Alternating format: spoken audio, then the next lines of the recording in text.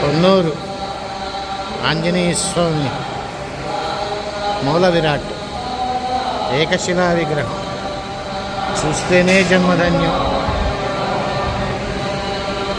చక్కగా దర్శనం చేసుకోండి. ఈ విశ్వావసునామ సంవత్సరంలో జరిగే ప్రమాదాలను దొరికి దూరంగా ఉండండి. త్వమస్మిన్ సర్వకార్య నిర్యోధే ప్రమాణం హరిసత్తమా హనుమాన్ యత్నమాస్తాయ దుఃఖక్షయకరో భవ. ఇదే మందు విశ్వావసునామ సంవత్సరాలు. సర్వే జనా సుఖినో భవంతు, లోకా సమస్తా సుఖినో భవంతు. చెప్పండి. శివపాదాలు మనకి ప్రపంచంలో శివపాదాలు ఎక్కడ ఉండవు. ఇక్కడ విశేషం ఒక పీఠ మీద 5 లింగాలు ఉంటాయి. 5 లింగాలు ఒకటి పొట్టిగా ఒకటి సన్నగా ఒకటిలాగా ఉన్నా కానీ తూకానికి సమానంగా ఉంటాయి. విశేషం ఏంటంటే సోమసూత్రం కింద ఉంటుంది, పీఠానికి ఉండదు.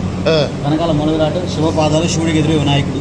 శివుడికి ఎదురు వినాయకుడు ఎక్కడ ఉంటాడండి, చాలా విశేషం. ఎదురుగా ఉన్నాడు. మామూలుగా శివుడికి ఎదురుకుండా అంటే నందీశ్వరుడు తప్ప ఇంకెవరు ఉంటారు. ఇక్కడ ఏంటంటే విశేషం ఎదురు వినాయకుడు ఉంటాడు. శివుడికి ఎదురుకుండా వినాయకుడు ఉంటాడు. చాలా విశేషం. ఒకటి పక్కన ఓకే బయలుదేరదాం. కొన్నూరు దేవాలయం, ఆంజనేయ స్వామి దేవాలయం. అందులో సహస్రలింగాలు కొలువై ఉన్న ప్రదేశం. ఎక్కడ లేడు శివుడు, ప్రతి చోట శివమయమే.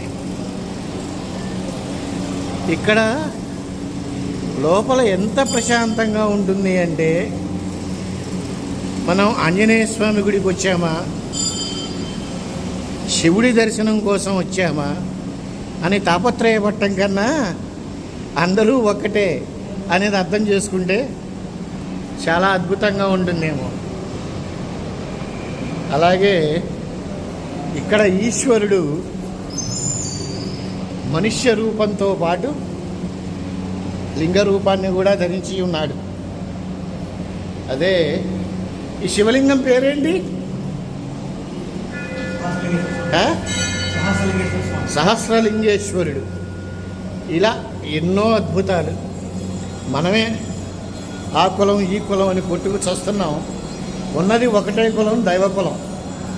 దాన్ని దృష్టిలో పెట్టుకుంటే ప్రతి ఒక్కడి జీవితం కూడా ఆనందంగా అద్భుతంగా ఉంటుంది. మనకి పెద్దవాళ్ళు చెప్పింది ఏది గుర్తుకి రాదు, పనికి మాలినవన్నీ గుర్తొస్తూ ఉంటాయి. భగవంతుణ్ణి స్మరిద్దాం, భగవత్ చింతనలో ఉందాం, భగవంతుడే అన్నిటికీ మూలం అనేటువంటి తత్వాన్ని గ్రహించలేకపోతున్నాం. అందుకే ఈ ఉగాది నుండైనా అద్భుతంగా భగవత్స్మరణ చింతన చేస్తారని మనస్ఫూర్తిగా కోరుకుంటున్నాం.